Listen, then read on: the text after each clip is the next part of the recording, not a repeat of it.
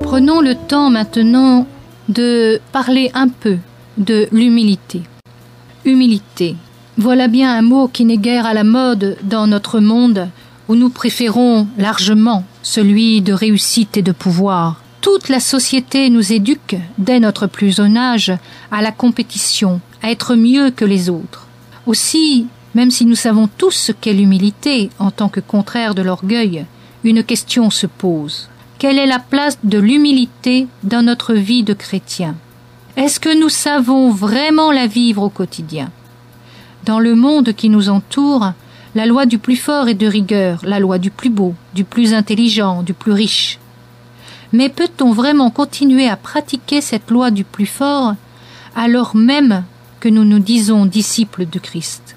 Dès le début de l'Évangile, dans la prière de Zacharie à la naissance de Jean-Baptiste et dans le récit de l'Annonciation faite à Marie, nous voyons bien que non. Alors, prenons le temps de voir ce qu'est véritablement l'humilité dans l'Évangile. L'humilité de Jésus, l'humilité de Marie, l'humilité des disciples aussi. Et puis nous pourrons voir comment cette humilité doit s'inscrire au quotidien de notre vie. De plus, ne confondons-nous pas souvent humilité et humiliation. Pourtant, même si ces deux mots sont proches, ils ont des connotations et des implications très différentes dans le concret de la vie. Il y a en effet une grande différence entre être humble et être humilié. Nous prendrons donc le temps de voir cette différence et d'apprendre à les assumer correctement. L'humilité de Jésus. Jésus-Christ, notre modèle et notre maître, a été humble durant toute sa vie. Tout au long de la Bible, les prophètes ont annoncé un Messie, un Sauveur, humble, tellement humble qu'il subira les pires injustices pour l'amour des hommes. C'est ainsi que nous le décrit Isaïe dans le chant du serviteur souffrant. Or, ce sont nos souffrances qu'il portait et nos douleurs dont il était chargé. Et nous le considérons comme puni, frappé par Dieu et humilié. Mais lui, il a été transpercé à cause de nos fautes. Le châtiment qui rend la paix est sur lui, et dans ses blessures, nous trouvons la guérison. En Isaïe au chapitre 53, versets 4 et 5. C'est ainsi que Jésus vécut et mourut. Prenons le temps de lire Philippiens au chapitre 2, versets 6 à 11.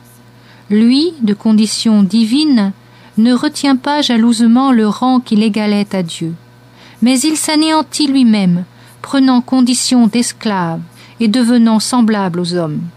S'étant comporté comme un homme, il s'humilia plus encore, obéissant jusqu'à la mort et à la mort sur une croix. Aussi Dieu l'a-t-il exalté et lui a-t-il donné le nom qui est au-dessus de tout nom, pour que tout, au nom de Jésus, s'agenouille au plus haut des cieux et sur la terre et dans les enfers, et que toute langue proclame que Jésus-Christ est Seigneur à la gloire de Dieu le Père. Pourtant, les hommes ne furent vraiment pas tendres avec lui en l'humiliant jusqu'au bout. Regardons un peu un texte qui parle de sa passion. Quand ils l'eurent crucifié, ils se partagèrent ses vêtements en tirant au sort. Puis, s'étant assis, ils restaient là, à le regarder. Ils placèrent aussi au-dessus de sa tête le motif de sa condamnation ainsi libellé. Celui-ci est Jésus, le roi des Juifs. Alors sont crucifiés avec lui 2 brigands, l'un à droite et l'autre à gauche. Les passants l'injuriaient en hochant la tête et disant « Toi qui détruis le sanctuaire en 3 jours, et que tu le rebâtis, sauve-toi toi-même si tu es fils de Dieu, descends de la croix. » Pareillement, les grands prêtres se gaussaient et disaient avec les scribes et les anciens « Il en a sauvé d'autres, il peut se sauver lui-même, il est le roi d'Israël, qu'il descende maintenant de la croix et nous croirons en lui. Il a compté sur Dieu, que Dieu le délivre maintenant s'il s'intéresse à lui. Il a bien dit « Je suis le fils de Dieu ». Même les brigands crucifiés avec lui l'outrageaient de la sorte. À partir de la 6e heure, l'obscurité se fit sur toute la terre jusqu'à la 9e heure. Et vers la 9e heure, Jésus clama dans un grand cri « Élie, Élie, lema sabachthani », c'est-à-dire « Mon Dieu, pourquoi m'as-tu abandonné ?» Certains de ceux qui se tenaient là disaient en l'entendant « Il appelle Élie celui-ci ». Et aussitôt l'un d'eux courut prendre une éponge qu'il imbiba de vinaigre, et l'ayant mise au bout d'un roseau, il lui donnait à boire. Mais les autres lui dirent « Laisse, que nous voyons si Élie va venir le sauver !» Or Jésus, poussant de nouveau un grand cri, rendit l'esprit. C'est en Matthieu, au chapitre 27, versets 38 à 50. Si nous regardons de plus près l'Évangile, nous voyons bien que Jésus a toujours choisi le chemin d'humilité. L'humilité de sa naissance. Or, il advint, comme ils étaient là, que les jours furent accomplis où elle devait enfanter. Elle enfanta son fils premier-né, l'enveloppa de langes et le coucha dans une crèche, parce qu'il manquait de place dans la salle. Luc, chapitre 2, versets 6 à 7. Humilité aussi de sa parenté. Celui-là n'est-il pas le fils du charpentier? N'a-t-il pas pour mère la nommée Marie, et pour frères Jacques, Joseph, Simon et Jude? Et ses sœurs ne sont-elles pas toutes de chez nous? D'où lui vient donc tout cela? Matthieu 13, versets 55 et 56. Jésus, nous le voyons, n'est pas venu dans une famille riche et noble. Il a choisi une famille toute simple, pauvre même, mais juste dans son cœur. Plus encore, il ne viendra pas au monde dans une maison, mais bien dans une étable. Humilité devant ses apôtres. Au cours d'un repas, alors que déjà le diable avait mis au cœur de Judas Iscariote, fils de Simon, le dessein de le livrer, sachant que le Père lui avait tout remis entre les mains et qu'il était venu de Dieu et qu'il s'en allait vers Dieu, il se lève de table, dépose son vêtement et prenant un linge, il s'en ceignit. Puis il met de l'eau dans un bassin et il commença à laver les pieds des disciples et à les essuyer avec le linge dont il était saint. C'est en Jean au chapitre 13, versets 3 à 5. Il se montre là le serviteur qu'il est, alors même qu'il est en réalité fils de Dieu. Son rang divin, il le met au service de l'homme pour faire grandir celui-ci et non pour l'écraser.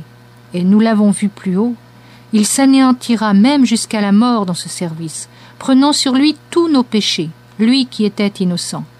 Autrement dit, dans notre langage courant, nous pourrions dire qu'il a payé à notre place, comme l'écrivent entre autres Isaïe et Matthieu. Qui a cru ce que nous entendions dire, et le bras de Yahvé à qui s'est-il révélé?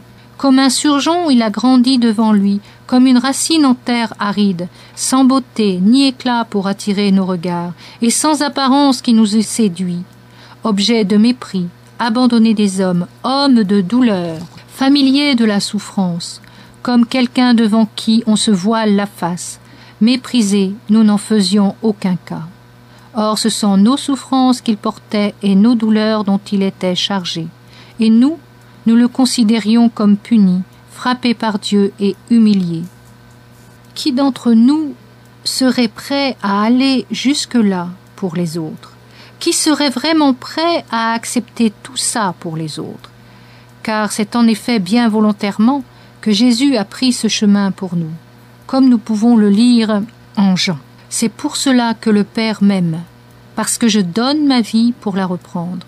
Personne ne me l'enlève, mais je la donne de moi-même. J'ai pouvoir de la donner, j'ai pouvoir de la reprendre.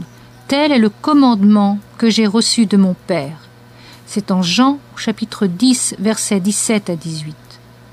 Oui, Jésus a vécu dans l'humilité, et bien souvent il nous l'a enseigné.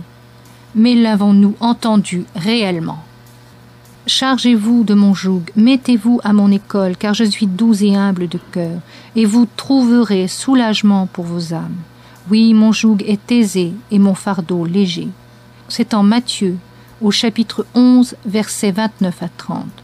Prenons le temps, dans la journée, de relire ce passage et de voir comment nous écoutons et nous entendons cette parole du Seigneur pour nous. Humilité de Marie. Dieu a choisi pour mère de son Fils non pas une femme noble, riche et fière à un but d'elle-même. Non, il a choisi une femme simple, d'humble condition, écoutant et suivant sa parole. Et à la lecture de l'Évangile, dès l'annonce de l'ange, cette humilité de Marie apparaît au grand jour. Le 6e mois, l'ange Gabriel fut envoyé par Dieu dans une ville de Galilée du nom de Nazareth, à une vierge fiancée à un homme du nom de Joseph, de la maison de David. Le nom de la Vierge était Marie. Il entra et lui dit « Réjouis-toi, comblée de grâce, le Seigneur est avec toi. » À cette parole, elle fut toute troublée, et elle se demandait ce que signifiait cette salutation. Mais l'ange lui dit « Sois sans crainte, Marie, car tu as trouvé grâce auprès de Dieu. Et voici que tu concevras dans ton sein et enfanteras un fils, et tu l'appelleras du nom de Jésus. Il sera grand et sera appelé Fils du Très-Haut. Le Seigneur Dieu lui donnera le trône de David son père. Il régnera sur la maison de Jacob pour les siècles, et son règne n'aura pas de fin. » Mais Marie dit à l'ange « Comment cela sera-t-il, puisque je ne connais pas d'homme ?» L'ange lui répondit « L'Esprit Saint viendra sur toi, et la puissance du Très-Haut te prendra sous son ombre. C'est pourquoi l'être saint qui naîtra sera appelé Fils de Dieu. Voici qu'Élisabeth, ta parente, vient elle aussi de concevoir un fils dans sa vieillesse, et elle en est à son 6e mois, elle qu'on appelait la stérile, car rien n'est impossible à Dieu. » Marie dit alors « Je suis la servante du Seigneur, qu'il m'advienne selon ta parole. » Et l'ange la quitta.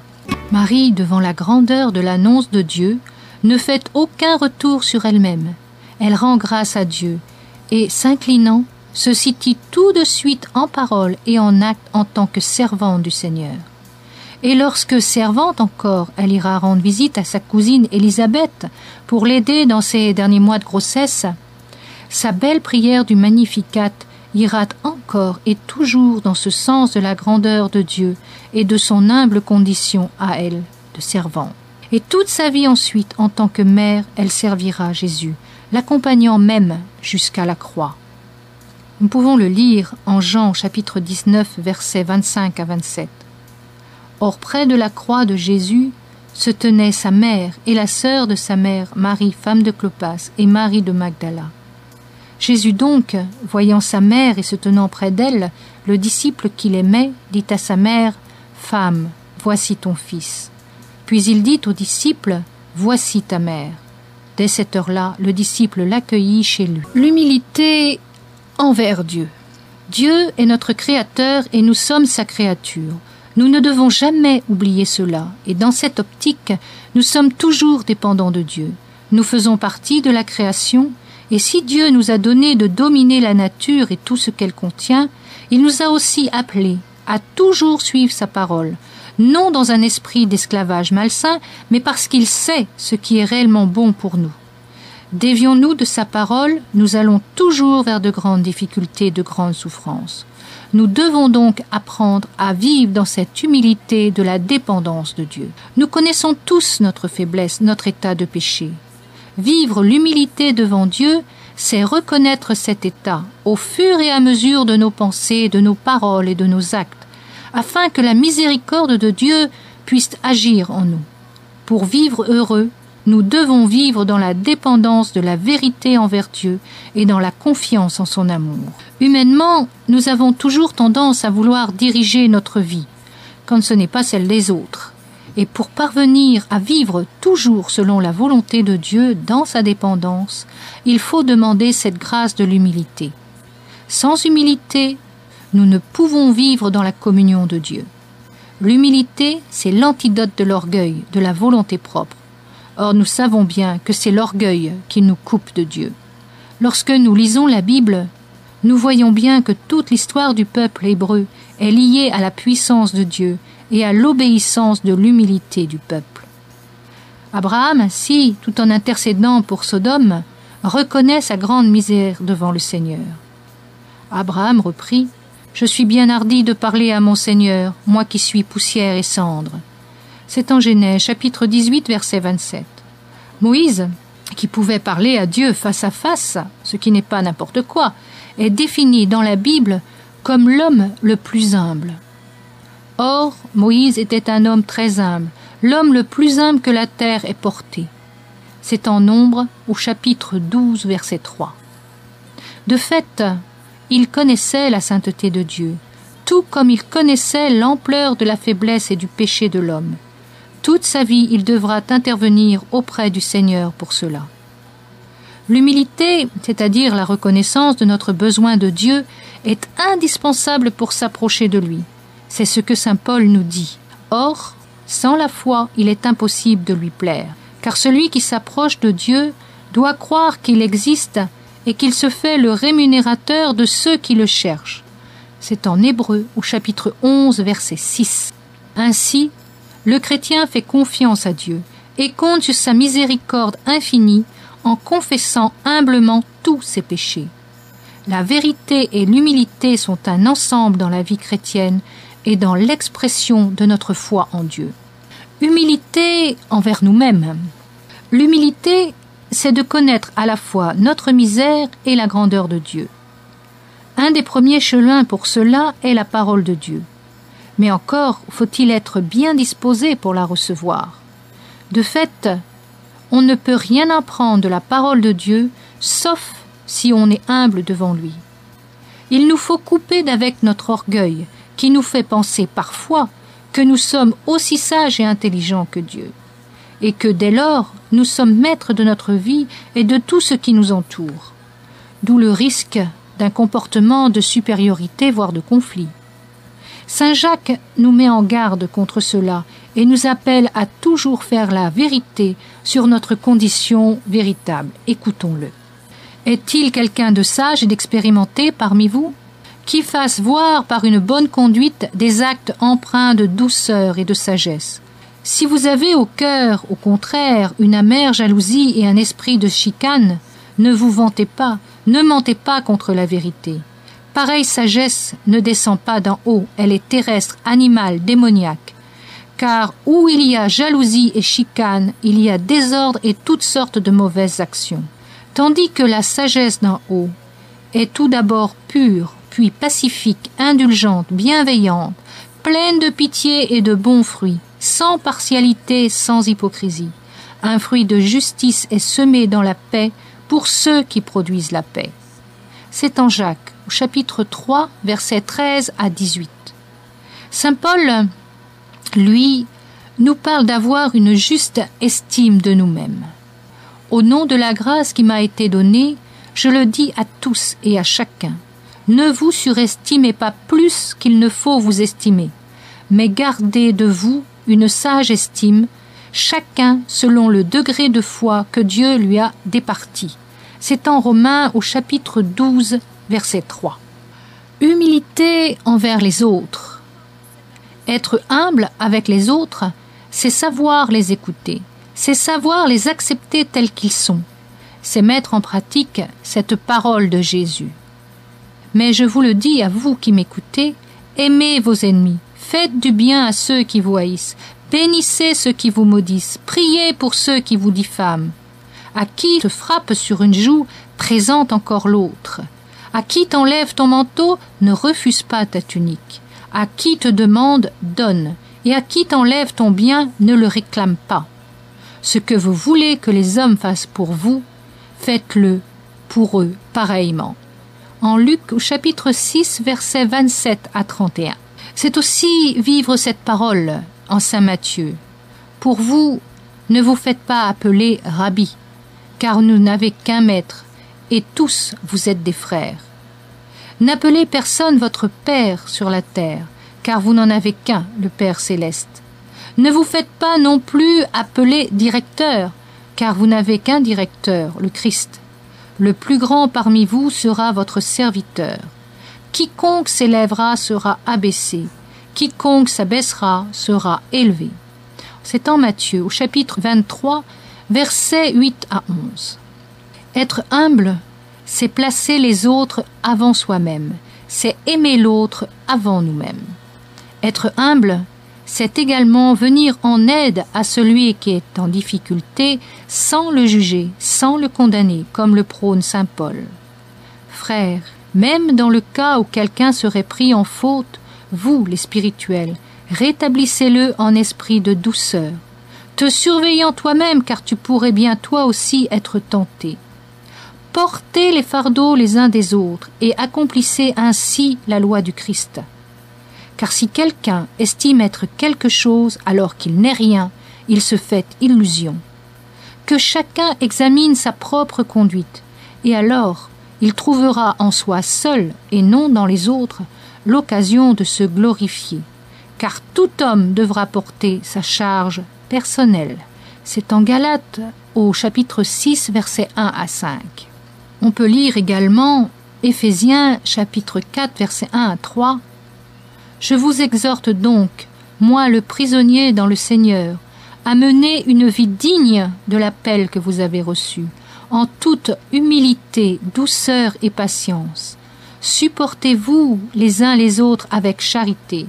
Appliquez-vous à conserver l'unité de l'esprit par le lien qu'est la paix. » L'humilité dans la famille. La famille est le premier lieu où l'on apprend normalement le respect de l'autre et l'humilité, dans la vérité et l'obéissance. Les enfants ainsi doivent obéissance et respect à leurs parents, et chacun des membres de la famille doit respecter l'autre et lui demander pardon lorsqu'il en ait besoin. Généralement, on limite cette démarche de pardon aux enfants. Mais les parents aussi doivent savoir reconnaître leurs erreurs envers leurs enfants et savoir s'en excuser. Et cela s'appelle vivre en vérité, en confiance, et n'a strictement rien à voir avec le fait de s'écraser ou de perdre la face comme certains pourraient le dire. La fidélité du mariage demande aussi de l'humilité, dans le respect du conjoint, même s'il y a apparemment mieux à l'extérieur. Vivre l'humilité chrétienne, c'est aller au bout de cette dimension. Humilité envers l'autorité spirituelle. La parole biblique est très claire à ce sujet. Écoutons saint Paul. « Obéissez à vos chefs, soyez-leur dociles, car ils veillent sur vos âmes, comme devant en rendre compte, afin qu'ils le fassent avec joie et non en gémissant, ce qui vous serait dommageable. » C'est en Hébreux au chapitre 13, verset 17. Et aussi en Thessaloniciens, chapitre 5, versets 12 à 13.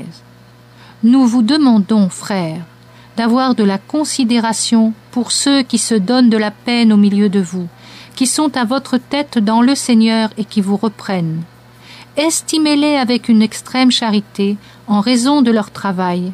Soyez en paix entre vous. » Ainsi donc, l'humilité, c'est aussi de savoir obéir à nos supérieurs, notamment nos supérieurs religieux. Vivre l'humilité. Vivre l'humilité, c'est bannir l'orgueil de notre vie. Mais savons-nous toujours reconnaître les marques d'orgueil en nous? En voici quelques points de repère attribués à Monseigneur Escrivá de Balaguer dans la revue Le Sillon. Laisse-moi te rappeler quelques signes évidents, entre autres, du manque d'humilité. Penser que ce que tu fais ou dis vaut plus que ce que disent ou font les autres. Vouloir toujours avoir gain de cause.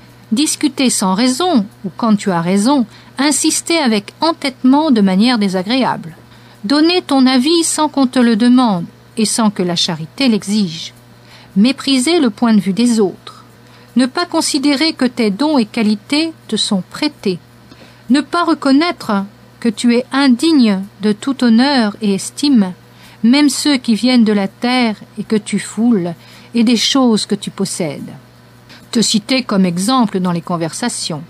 Parler mal de toi-même pour que l'on se fasse une bonne idée de toi ou surtout que l'on te contredise. T'excuser lorsque l'on te réprimande, ce qui convient à essayer de sauver la face. Cacher à ton directeur quelques fautes humiliantes pour qu'il ne modifie pas la bonne opinion qu'il a de toi. Écouter avec complaisance ceux qui te louent ou te réjouir que l'on ait bien parlé de toi. T'attrister que d'autres soient plus estimés que toi. Te refuser à réaliser des tâches subalternes. Chercher à te singulariser ou désirer le faire. Glisser dans la conversation des paroles élogieuses à ton égard ou qui laissent entrevoir ton intégrité, ton intelligence ou ton adresse, ta réputation professionnelle. Avoir honte parce que tu manques de certains biens. Et on pourrait continuer comme ça assez longtemps. L'humilité se vit dans la prière, la foi, l'obéissance, la chasteté, la mortification, la pénitence. Dans la prière, nous nous adressons à Dieu, reconnaissant sa supériorité et notre immense besoin de lui. Par la foi, nous vivons l'humilité de notre raison, qui doit admettre ce qu'elle ne comprend pas. Dans l'obéissance, nous nous mettons sous la dépendance de quelqu'un d'autre en renonçant à notre volonté propre. Dans la chasteté, nous limitons notre chair au profit de notre esprit, qui pourra dès lors mieux se tendre vers Dieu. Par la mortification et la pénitence, nous marquons la reconnaissance du regret de nos fautes et notre besoin d'être purifiés à travers chacun de nos sens. Vivre l'humilité, c'est aussi accepter que le Christ nous lave les pieds, c'est-à-dire qu'il nous lave de toute souillure. Nous devons apprendre, comme saint Pierre, à accepter cela dans notre vie. C'est à cette condition que nous-mêmes, nous deviendrons aussi capables de laver les pieds aux autres en toute humilité, en toute vérité et en toute charité. Être humble, c'est lâcher prise et laisser faire les choses. Il faut oublier le je et le moi. Il faut devenir principalement écoute et service des autres. L'humilité et l'humiliation. Pour apprendre à vivre l'humilité, il faut aussi savoir accepter les humiliations que nous réserve la vie et tous ceux qui nous entourent. Dieu se sert souvent de la pression extérieure et des épreuves inhérentes à ce monde pour nous humilier et nous faire ainsi avancer dans un juste chemin et une bonne compréhension des choses.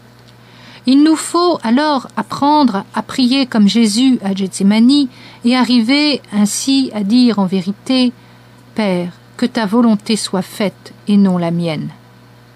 Ne nous y trompons pas, la douleur, le mépris, les critiques des autres sont autant de moyens dont Dieu se sert pour nous garder de l'orgueil et de l'arrogance qui ne feraient que nous couper de lui. Devant de telles difficultés, nous avons deux solutions. Soit nous nous cabrons, nous nous révoltons, nous refusons les choses, soit nous acceptons et nous nous humilions intérieurement devant Dieu. Dans le premier cas, nous nous enfermons dans l'amertume et la désillusion. Et encore, si nous n'arrivons pas à la haine et aux passions qu'elle déchaîne. Dans le second cas, nous acceptons la volonté de Dieu sur nous.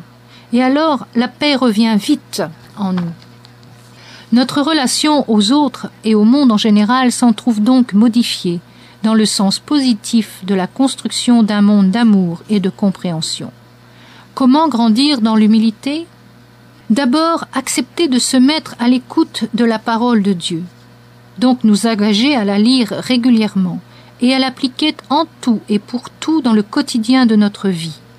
Ensuite, prendre le temps quotidiennement de faire la vérité devant Dieu de ce qu'a été réellement notre journée. Demander pardon pour toutes nos fautes, nos manquements, et nous engager à réparer concrètement et sans retard ce qu'il est possible de réparer. C'est ce que l'on appelle faire son examen de conscience. L'humilité implique que nous soyons profondément vrais avec Dieu, avec nous-mêmes et avec les autres. L'humilité n'est pas un trait de caractère, c'est une grâce de Dieu, une grâce de conversion permanente, qu'il nous faut toujours demander, car ici-bas nous n'aurons jamais fini d'y grandir. Celui en effet qui se croit humble a déjà commis en son cœur l'orgueil de se croire mieux que les autres. L'humble véritable se voit perpétuellement pécheur, mais pécheur aimé et pardonné aussi perpétuellement. Il découvre de plus en plus sa misère et de plus en plus la miséricorde infinie de Dieu. Mais si l'homme est humble, c'est avant tout par une attitude intérieure. Elle est l'identité de sa relation à Dieu, et avec Dieu, on ne peut être extérieurement, si on n'est pas d'abord intérieurement. C'est ce que Jésus nous dit lui-même en nous appelant à veiller sur notre cœur, car c'est de lui que sortent tous les desseins, bons ou mauvais. Prenons le temps de lire Marc au chapitre 7, versets 18 à 23. Et il leur dit, « Vous aussi, vous êtes à ce point sans intelligence ? Ne comprenez-vous pas que rien de ce qui pénètre du dehors dans l'homme ne peut le souiller, parce que cela pénètre pas dans le cœur, mais dans le ventre et puis va au lieu d'aisance ? Ainsi, il déclarait purs tous les aliments.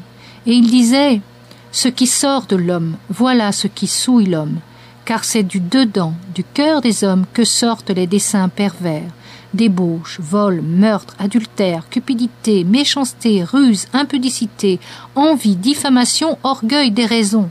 Toutes ces mauvaises choses sortent du dedans et souillent l'homme. Notre vie extérieure est toujours relative à notre vie intérieure. Nous pouvons, il est vrai, toujours essayer d'afficher extérieurement une attitude d'humilité, mais bien vite nous n'y tenons plus, et cette humilité d'hypocrite se révèle alors aux yeux de tous. La personne vraiment humble ne fait jamais semblant. Elle ne cherche pas en permanence à faire des sermons sur l'humilité, à convaincre les autres de son humilité. Non, elle vit l'humilité, elle vit cachée au regard d'autrui. Même si les tâches qu'elle doit accomplir la mettent sur le devant de la scène, elle y passe presque comme une ombre. Ce n'est pas elle que l'on voit, mais simplement la tâche accomplie. Plus même, elle cherche à s'effacer pour laisser tout honneur aux autres et surtout à Dieu, tant elle sait bien que par elle-même, elle ne vaut rien. La personne vraiment humble ne se contente pas de reconnaître intérieurement qu'elle ne vaut rien. Elle s'en réjouit aussi intérieurement lorsque quelqu'un ou quelque événement vient mettre cette réalité en évidence aux yeux des autres. L'humilité vraie, intérieurement, se traduit donc par des gestes extérieurs.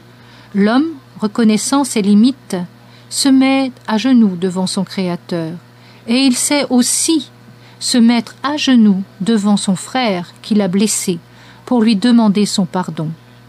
Cela n'est pas cinéma, mais reconnaissance réelle de sa faute. L'humble a besoin de marquer son regret, a besoin aussi de réparer, de faire pénitence. Il sait combien sa misère a coûté à son Seigneur, et il sait aussi que tout ce qu'il fait aux autres, tout le mal qu'il fait aux autres, c'est à son Seigneur qu'il le fait. L'humble, dans la reconnaissance de l'immense amour divin pour lui, ne peut rester insensible à cela. Pour autant, il ne vit pas dans la culpabilité. Il reçoit quotidiennement sa vie de la miséricorde divine et l'aime en retour. Tous ces actes d'humilité et de pénitence sont autant d'actes d'amour pour son Sauveur, autant d'actions de grâce. Ainsi, nous le voyons, le premier critère de l'humilité est le renoncement à sa volonté propre, pour ne vivre que de celle de Dieu. Ce renoncement à la volonté propre se manifestera dans la vie non seulement par rapport à la parole de Dieu, mais aussi par rapport à toute autorité, surtout l'autorité religieuse. L'obéissance est signe d'humilité, quand elle se fait de plein cœur et donc sans aucun murmure, sans aucune arrière-pensée.